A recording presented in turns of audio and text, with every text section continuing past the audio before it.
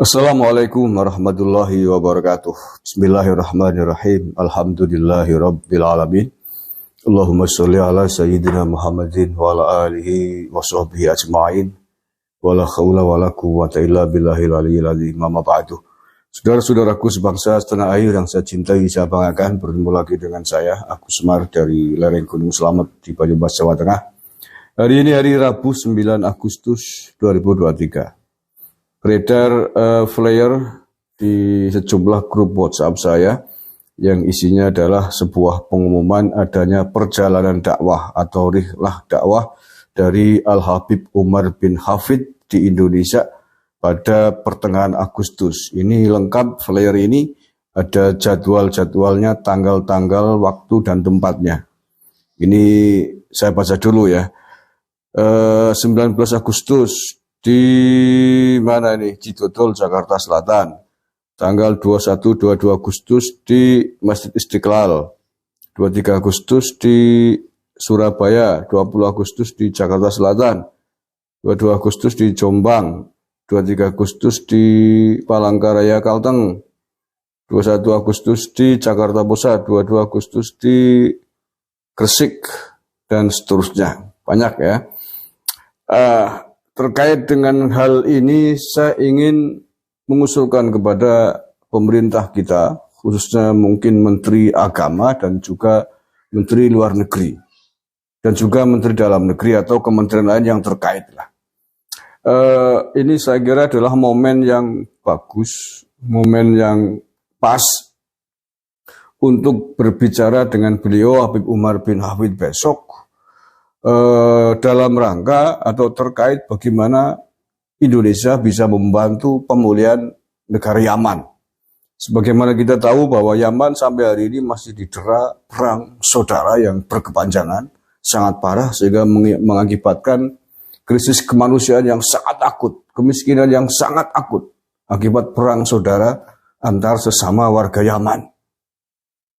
Kemiskinan di sana bahkan saya baca-baca di media, silakan kalau Anda juga ingin mengetahui update-nya, diketik di Google aja, krisis kemanusiaan Yaman gitu, keywordnya. Atau Yaman terkini, nanti Anda akan melihat betapa mengerikannya. Betapa ada banyak ribuan bayi-bayi meninggal dunia akibat perang, tentang krisis kemanusiaan dan lain sebagainya. Pokoknya intinya Yaman hari ini dalam kondisi yang sangat-sangat memprihatinkan. Sedang didera dilanda krisis kemanusiaan yang sangat mengkhawatirkan, mengerikan. Nah, terkait dengan hal itu, perang saudara terjadi di Yaman, di antaranya adalah adanya, ya apalagi kalau bukan rebutan kekuasaan yang dibalut dengan politisasi agama. Masing-masing mengklaim sebagai sebuah faksi kelompok yang paling benar, yang paling khilafah. Sehingga kemudian karena merasa paling benar, merasa paling berjihad, membunuh dianggap sebagai sebuah jihad dan seterusnya. Maka sesungguhnya Yaman itu membutuhkan sentuhan-sentuhan ulama-ulama yang lembut, yang paham akan rahmatan lil alamin, yang bisa mengajarkan tentang cinta tanah air, yang bisa mengajarkan perdamaian, yang bisa mengajarkan ukhuwah Islamiyah, ukhuwah watoniyah, dan ukhuwah basariyah sekaligus, sebagaimana di Indonesia. Nah, mumpung ada Al-Habib Umar bin Hafid ini, saya usul kepada Kementerian Agama, Kementerian Luar Negeri untuk mendata mubalik-mubalik berdarah Yaman, mubalik-mubalik dai-dai, habib-habib yang merupakan keturunan darah Yaman di Indonesia, kan sudah lama di Indonesia. Tahu bagaimana prinsip-prinsip perdamaian, tahu bagaimana prinsip-prinsip Islam rahmatan lil alamin. Bagaimana mengajarkan umat Islam agar bisa hidup rukun sehingga kemudian terjalin perdamaian. Ajaran ini bagaimana bisa disebarluaskan di Yaman. Nah, Yaman saya kira kekurangan mubalik untuk mengajarkan ini. Ya, kalaupun dibantah faktanya, ulama-ulama Yaman tidak sanggup, tidak mampu untuk meredam, mewujudkan perdamaian di sana sampai hari ini sudah bertahun-tahun, puluhan tahun. Tidak ada Yaman. Begitu juga di belahan negara Timur Tengah yang lain. Afghanistan, di Suriah, Irak, dan lain sebagainya. Ini membuktikan bahwa di sana membutuhkan ulama-ulama yang paham akan ajaran-ajaran Islam yang damai, ajaran-ajaran Islam yang tidak hanya mengajarkan tentang Islam, tentang nasionalisme, tetapi juga Islam dan nasionalisme menjadi satu kesatuan, sehingga kemudian bisa ada jargon hubbul waton minal uman, cinta tanah air sebagai bagian dari iman juga disebarkan di sana. Nah, siapa yang bisa mengajarkan itu di sana? Menurut saya, yang paling tepat adalah ulama-ulama, habib-habib berdarah Yaman yang sudah lama di Indonesia, yang pinter jadi mubalik, pinter di atas panggung, dikirimkan ke sana. Di sana lebih membutuhkan itu, saya kira. Nah, saya kira kan ada banyak bisa kerjasama dengan Robitul Alawiyah, kan Kementerian Agama kan Gus Akut, didata habib-habib yang kira-kira pinter dakwah di sana, di sini ya, untuk dikirim ke sana gitu. Nanti di sana itu mudah-mudahan bisa untuk mengakhiri konflik perang saudara di Yaman. Kalau di Indonesia saya kira sudah cukup lah. Indonesia sudah cukup dengan kiai-kiai ulama-ulama Nusantara yang ada. Banyak sekali, nggak kurang di Indonesia itu yang paham tentang adat istiadat budaya masyarakat Nusantara. Dan itu lebih cocok didekati dengan ulama-ulama kita sendiri. Bukan ulama-ulama dari Timur Tengah, bukan ulama-ulama dari tanah Arab sana. Karena di Yaman saja tidak sanggup untuk mendamaikan negara sendiri, masa mau berdakwah tentang perdamaian di sini, kan kebalik-balik namanya. Sebaliknya saya kira Yaman yang lebih membutuhkan sekali sentuhan-sentuhan ulama-ulama yang lembut, ulama-ulama yang mengajarkan tentang bagaimana pentingnya menjaga kerukunan antar umat Islam, antar umat beragama, antar sesama manusia, dan antar sesama anak bangsanya juga di sana. Tidak hanya di Indonesia. Nah, diharapkan dengan pengiriman para habib dari Indonesia. Mengapa para habib? Karena kan kulturnya kan sudah dapat ya. Sesama kultur Arab, bahasanya juga habib-habib kan pasti bisa bahasa Arab di sana. Itu saya kira secara teknis komunikasinya lebih lancar. Yang kedua budayanya juga sama, kultur darahnya sama.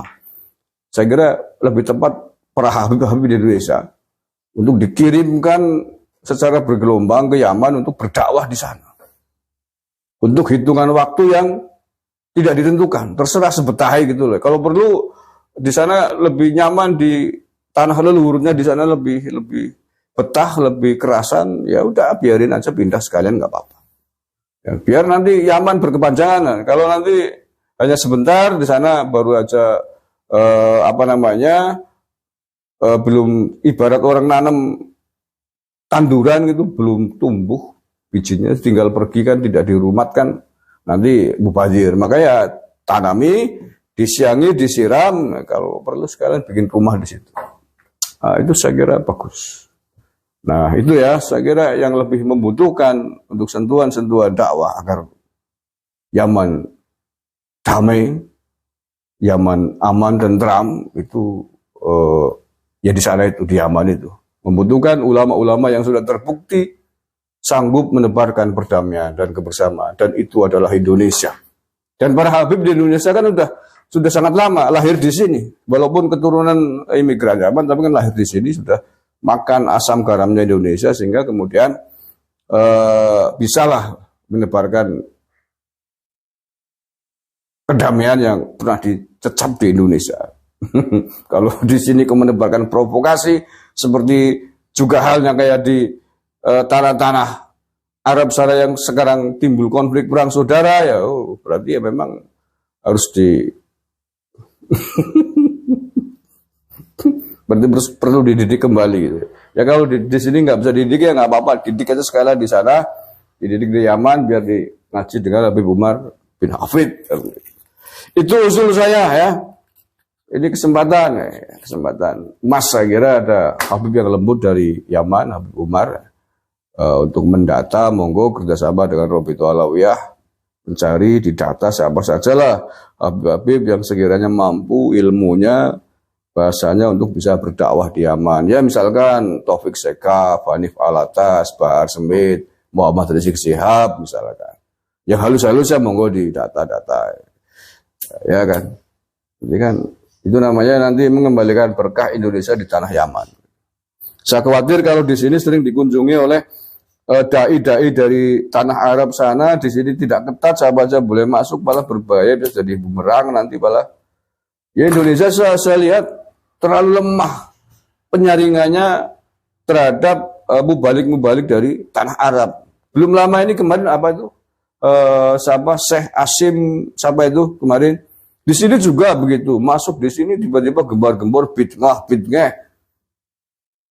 Itu kan bukan memberikan air di sini, itu namanya menaburkan api di sini. Di sini sudah panas, ditambahi bumbu-bumbu. Datang dari Arab ke sini bukan menebarkan menambah perdamaian, malah nambah gara-gara, menimbulkan provokasi. Di sini menebarkan ajaran menyerang Ambalia yang sudah mapan bid'ah. Gimana? Indonesia nggak tahu ini kok longgar sekali terhadap mubalik dari luar negeri masuk ke Indonesia. Coba apakah bisa Habib di Indonesia begitu saja tiba-tiba masuk di Arab Saudi sana berceramah di masjid, apa bisa? Kan nggak bisa. Tiba-tiba berceramah di Suriah, di Yaman, apa bisa? Nggak bisa. Kan harus melalui proses seleksi, proses verifikasi oleh kedua belah pihak negara. Ini kalau terus-terusan Indonesia dengan enaknya begitu tanpa ada filter yang kuat, membalik dari luar negeri, dari Timur Tengah masuk ke Indonesia bisa kacau lah. Lalu di negara sendiri aja ribut, gak rampung-rampung, masa mau dakwah di sini, lalu yang didakwahkan apanya gitu. Kalau di sana aman, tentram, dan damai, barulah itu ada contoh yang bisa dibawa ke sini gitu. Nah yang pas adalah dari sini Habib di Indonesia dikirim ke Yaman untuk dakwah di sana. Kan di sana nanti bisa bercerita bahwa Indonesia adalah negara yang mayoritas Muslim, multi agama, multi suku, tapi bisa rukun. Gitu. Ada buktinya, damai sampai sekarang. Oke, itu saja. Mudah-mudahan masukan saya ini didengar. Mudah-mudahan ya amin ya rabbal alamin oleh Pak Menteri Agama Gus Akut, oleh Menteri Luar Negeri dan juga Menteri Dalam Negeri. Demi apa? Demi perdamaian dunia. Terima kasih. Kurang lebihnya mohon maaf. Assalamualaikum warahmatullahi wabarakatuh. NKRI harga mati.